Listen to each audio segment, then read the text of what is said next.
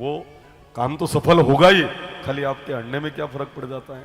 आप जाके अड़ जाओ कि नहीं मुंह भी हूं, नहीं मिल रहा है समय, तो आप कह देना नहीं फिर भी मेरा समर्थन है, काम करो कैसे भी गड़ जाए अपन है ना। खाली यूं कहने में अगर काम हो जाए तो काम में आपको यूं कह देना चाहिए, कुछ पुण्य आपको भी प्राप्त होगा।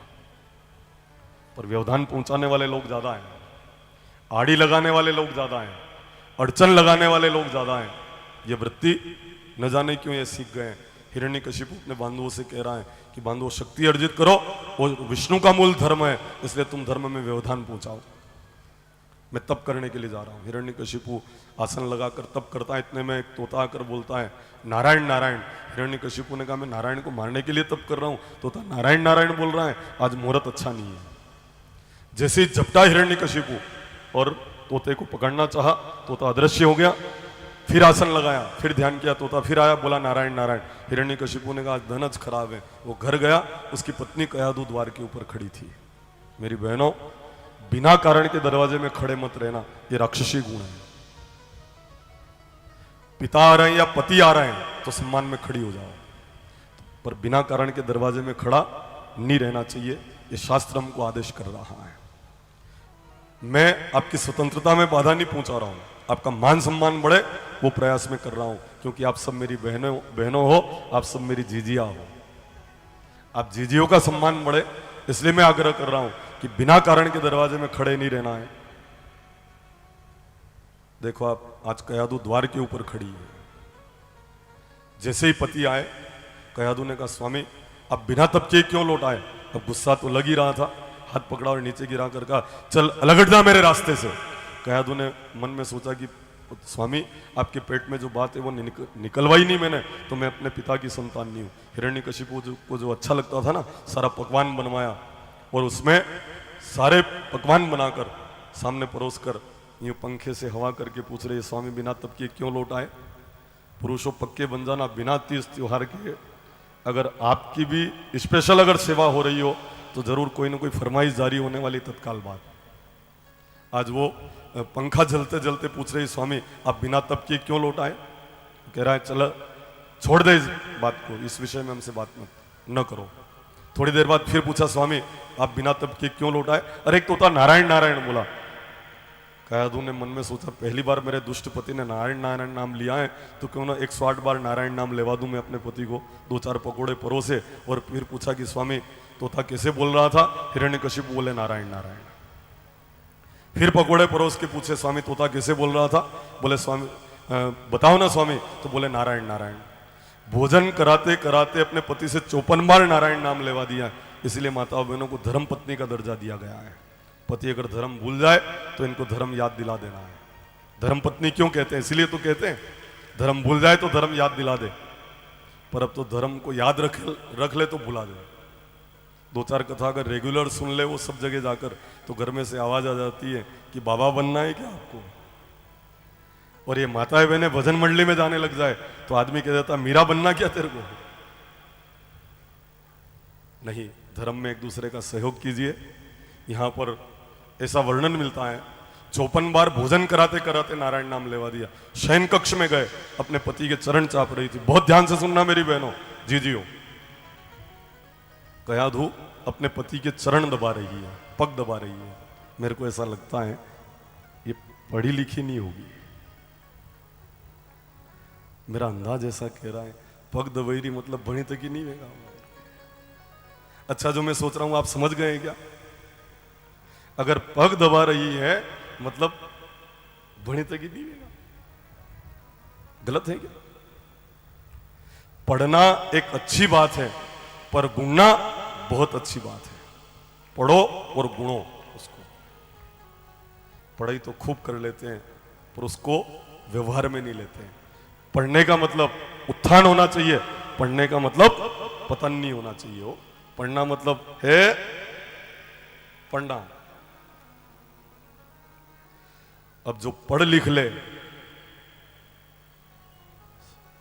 नियम है कि पति का नाम नहीं लेते, पर जो बनेगी वह अपने घर वालों को भी नाम लेवा लगी है। मैं सीताओं की बात नहीं कर रहा हूं, दूसरा काम की हो, यहाँ की नहीं है, किसी महानगर की बात है, इधर की बात नहीं कर रहा हूं। जो पढ़ लिख गई है ना तो बड़ी भाटो हुई है ने भाटान फिर लाज आवे गई। नहीं आवे तो घरवाला को भी नाम ले आओ, अपने पति को उनके नाम से बुलाती हो।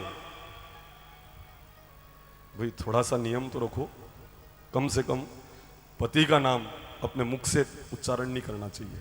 वो अपने पतिदेव हैं, भर्ता हैं, अपने लिए परमेश्वर है, इसलिए उनका नाम नहीं लेना चाहिए। और देखो आप, शर्म तो इतनी खत्म हो गई, इतनी खत्म हो गई कि शर्म को भी अब इनसे शर्म आने लग गई है। एक पति पत्नी मोटरसाइकिल के ऊपर बैठ के जावे तो पत्नी ऐसे बैठती है जैसे पैरालिसिस का इलाज करवाने जा रही है, जैसे लकवा का इलाज करवाना हो, इसलिए वो ऐसे बैठती है बिल्कुल पति के स्पर्श होते हुए। और कहीं कहीं तो पति गाड़ी की टंकी के ऊपर भी चला जाए, प्राण लाज नहीं आए। और थोड़ी तो शर्म कर, तू मोटरसाइकिल के ऊपर है, और ये सीता और सावित्री का देश है, ये इंग्लैंड नहीं है, ये ब्रिटेन नहीं है, ये सीता और सावित्री का देश है। यहाँ मर्यादा में आपको जीना चाहिए। और ये आपके माता पिता ने आपको नहीं सिखाया है किस तरह से तुम बैठना। कभी तुम्हारे पिताजी सामने से आ जाए, काका जी सामने से आ जाए, ये उनको सुहाएगा क्या? अच्छा नहीं लगेगा ना। तो जो अच्छा लगे वो काम करना चाहिए। कोई कोई तो पढ़कर इतना गिर गई, उत्थान नहीं हुआ, गिर गई, पढ़कर इतनी गिर गई कि वो टंकी के ऊपर पति को भेजा तो भेजा, पर कोई कोई तो है, मैंने कहा मारेगी फांसी देकर इसको क्या। थोड़ी तो शर्म कर, तू सीता और सावित्री के देश। ये बात क्यों कह रहा हूं मैं कथा में? इसलिए कह रहा हूं कि किसी नेता की सभा में बात नहीं कही जा सकती है, इसी व्यासपीठ से समाज को सुधारा जा सकता है। अब आज के बाद कोई भी बहन उस गाड़ी के ऊपर बैठ के जाएगी तो उसको ये शब्द कान में गूंजेंगे और इस तरह से नहीं बैठेगी। और सही बात तो यह है कि मणिमें की यहां है भी नहीं। सही बात तो यह है भाई, क्यों इतनी मेहनत कर रहे हैं हम? इसीलिए ये मेहनत कर रहे हैं कि इस तरह से आप बैठकर अगर जा रहे हैं तो आपके कुल को लोग अच्छा नहीं कहेंगे, आपके माता पिता को अच्छा नहीं कहेंगे। खूब पढ़ो, खूब बेटियों को पढ़ाओ, पर गुणाकर ससुराल के लिए विदा करो इनको। भाषा तीखी है पर मीठी दवाई से बीमारी कटेगी नहीं, इसलिए मैं कड़वी दवाई दे रहा हूं। भाई बीमारी काटनी पड़ेगी ना। शर्म को फिर अक्षुण्ण रखना है। यह पाणी ने भी अनुमति दे दी है, बिल्कुल सही बात है, यह सत्य है। ध्यान रखना, खूब पढ़ाइए पर गुणाकर ससुराल के लिए विदा कीजिए। जहां केवल पढ़ाओ और गुणाओ नहीं, वहां स्थिति क्या होती जानते हो आप? खूब पढ़ाया पर गुणाया नहीं, वहां क्या हुआ? खूब पढ़ी लिखी, पति की सरकारी नौकरी थी, शासन में कहीं पर उनकी नौकरी लगी हुई थी, खूब पढ़ी लिखी थी। अब पति तैयार हो गए ऑफिस जाने के लिए, मुझे पहन ली और बिल्कुल तैयार होकर जा रहे हैं, तो माताजी झाड़ू निकाल रही थी। बेटे ने कहा मैं झाड़ू निकालूं, माताजी कह रही मैं झाड़ू निकालूं। पर जो पढ़ी लिखी थी वो दरवाजा में खड़ी थी, आधे घंटे तक इस दृश्य को देखती रही। आधे घंटे के बाद जाकर अपने पति, अपनी सास को संबोधन करके कहा ये रोज का झगड़ा ठीक नहीं है, आप तैयार बाद में ब्याह करो, कचरो पहला निकाला करो। 15 दिन पति आप झाड़ू निकालो, 15 दिन सासू मां आप झाड़ू निकालो, झगड़ा अच्छा नहीं है। बोलो जज बन गई, निर्णय कर दिया उसने। मैं आपसे आग्रह करता हूं कि खूब पढ़ाइए पर गुणाकर ससुराल के लिए विदा कीजिए।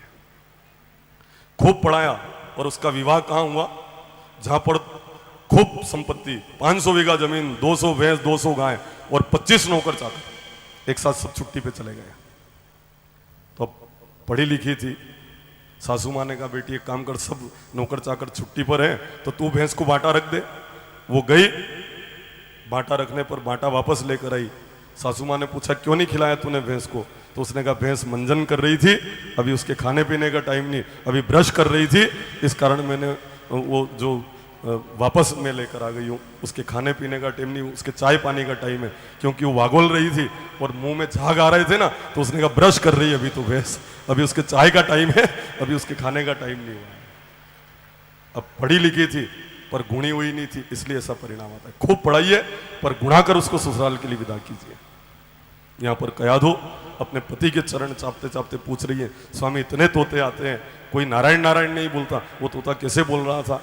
हिरण्यकशिपु ने कहा जब से मैं आया हूं तू नारायण नारायण पूछ रही थी, अरे वो तोता नारायण नारायण नारायण नारायण बोल रहा था। कयाधु ने कहा गुस्से में आकर बोलो पर बोलो, मैं तो 108 बार आपसे नाम लेवाना चाहती हूँ।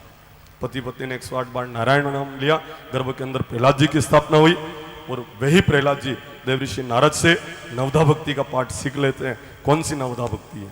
श्रवणम कीर्तनम विष्णु स्मरणम पाद सेवनम अर्चनम बंदनम दास्य सख्य आत्मनिवेदनम, ये 9 प्रकार की भक्तियां प्रहलाद जी सीख लेते हैं।